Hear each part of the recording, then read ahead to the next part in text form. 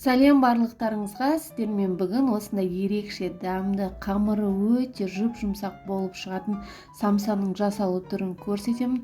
Міндетті түрде видеоның соңына дейін қарауды ұмытпаңыздар. Егер де менің каналымда осындай видеолар сіздерге ұнап жатса, лайк басып, комментарий жазып, және менің каналыма тіркелуді ұмытпаңыздар. Ең алдымен осылай ыдысымызға ұнымызды елеп аламыз. Бізде 300-400 граммдай ұн және оның үстіне 100 грамм маргарин немесе сармайымызды салып аламыз. Бөлме температурасында еріп тұрғаны жақсы. Жарты шай қасық тұз саламыз және бір жұмыртқаның ағын саламын. Сарысын алып қойдым бетіне жағуға. Осылай жұмсақ қамыр илейміз. Өте жұмсақ болады қамырымыз. Осылай песочный болады бірінші кезеңде. Енді осының үстіне кішкене ғана су құямыз.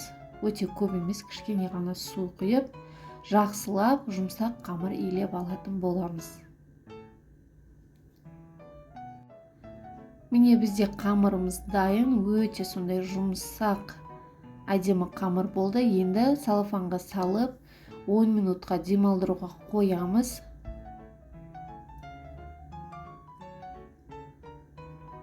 Он минуттан кейін қамырымызды алып, осылай бөліктерге бөлеміз.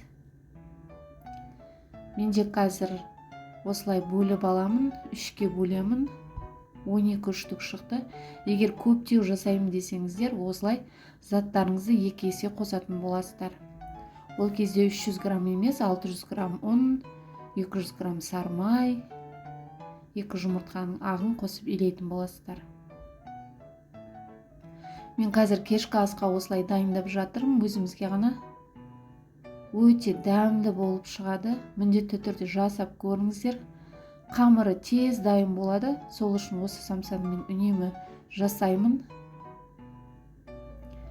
Қамырды жайып, май жағып жүрмейсіздер. Осылай барлығын ішіне салып, илеп 10 минут қана демалдырып, осылай пісіріп алатын боласыздар.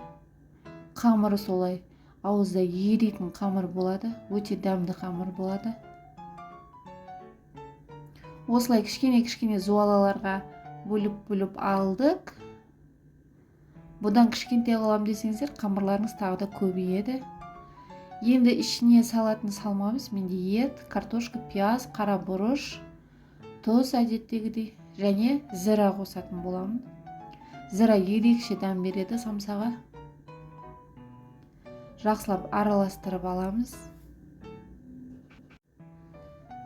Өздеріңіз ұнататын кез келген етті қоса берсеңіздер болады. Тауық етін қоссаңыздар да өте дәмді шығады. Міне бізде фаршымыз дайын. Енді қамырымызды жаятын боламыз. Міне демалды қамырымыз, 5 минуттай демалды. Енді жайып аламыз. Өте тез жайылады. Қамырымыз сондай жұп-жұмсақ. Осылай жайып алып, қазір сіздерге бүгілуін көрсетемін. Өздеріңізге ыңғайлы формада бүгіп алсаңыздар болады. Ал мына үлгіде бүксеңіздер ерекше болады. Әдеттегідей 3 бұрышты жарты ай тәрізді емес, мынау басқаша түрде әдемі көрінеді. Осылай шетін қайтарып, қатты басып, айналдырып, осылай бүгіп аламыз.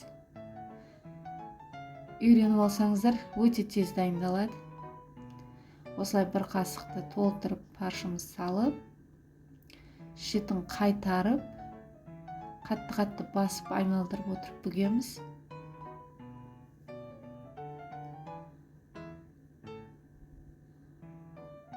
Міне бізде осындай әдемі болды. Қазір тағы да көрсетемін бүгілу жолын. Өткені көбісіңіз сұрайсыздар менен, қалай бүктің деп, тез өткізіп жібердіңіз деп. Осылай сіздерге ақырындап көрсетіп жатырмын. Осылай салып аласыздар, қамырымыздың шетін ұстап, қатты басып, үстіне қабат қып айналдырып кете береміз.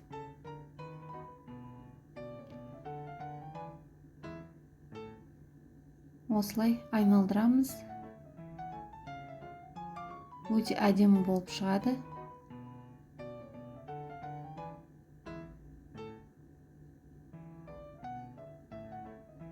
Ауызғы жағы егер үлкен болып бара жатса, тағы да 1-2 рет ора жіберсеңіздер болады. Міне осылай әдемі формада болды. Тағы біреуін көрсетемін. Шетін қайтарамыз. Қатты басып айналдырып орайтын боламыз. Іші де ешқандай қалың болмайды, қайтқан жерлері. Барлығын басып осылай айналдырып жасап аласыздар. Міне осылай ауызғы жағын ішке қарап қайтарып жіберетін боламыз. Міне бізде осылай әдемі болып шықты. Жасап көріңіздер міндетті түрде. Енді тапамызға салатын боламыз. Пештеріңізді алдын ала қыздырып қойыңыздар. 180 немесе 200 градуста 30 минуттай пісіріп алатын боламыз.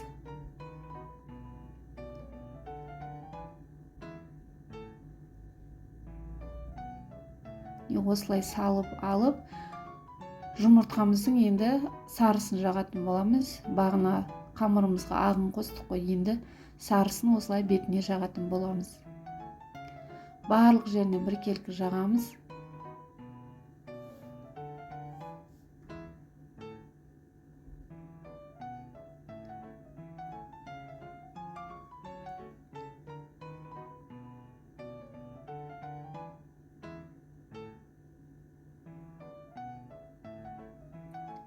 Өте тез дайындалатын самсаның түрі бұл.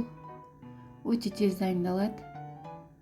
Қамыры өте оп-оңай және жеген кезде жұп-жұмсақ болып шығатын қамырлардың бірі.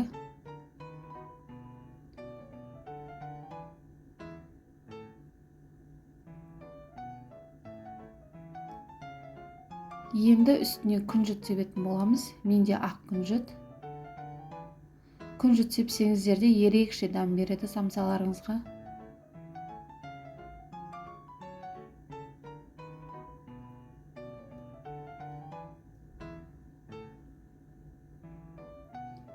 Осылай барлығын үстіне сеуіп шығамыз.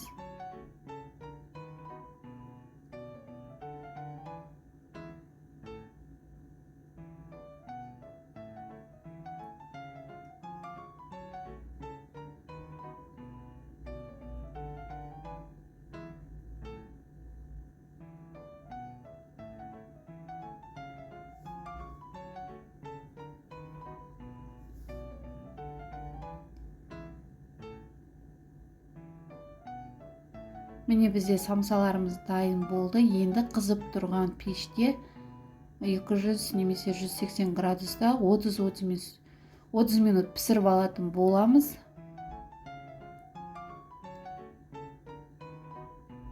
Міне бізде 30 минут уақыт өтті. Самсамыз дайын. Өте ыстық самса болып тұр.